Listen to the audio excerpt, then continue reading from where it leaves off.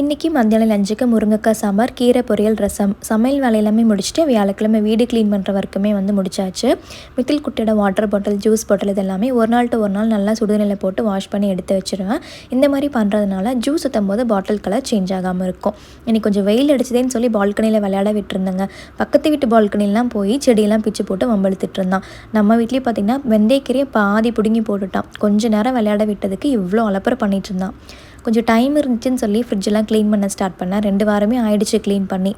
நான் இந்தியாவில் இருந்த வரைக்கும் தக்காளி, தேங்காய் இது எல்லாமே நான் ஃப்ரிட்ஜில் வச்சதே கிடையாது. பட் கனடாவில் நீங்கள் எந்த பொருள் வாங்கி வச்சாலும் 2 நாளில் வெளியில் வச்சா கெட்டு போயிடும். அதனாலேயே ஃப்ரிட்ஜில் வச்சு ஸ்டோர் பண்ண வேண்டியதாக இருக்குது. ஆனால் இப்போ வரைக்குமே ஃப்ரூட்ஸ் எல்லாமே நான் ஃப்ரிட்ஜில் வச்சு கொடுக்குறது இல்லை. வச்சா ஸ்ட்ராபெரி மட்டும்தான். அதுவுமே சுடுதண்ணியில் வாஷ் பண்ணி கூலிங் போனதுக்கப்புறமா தான் குட்டீஸ்க்கு கொடுத்துட்ருக்கேன்.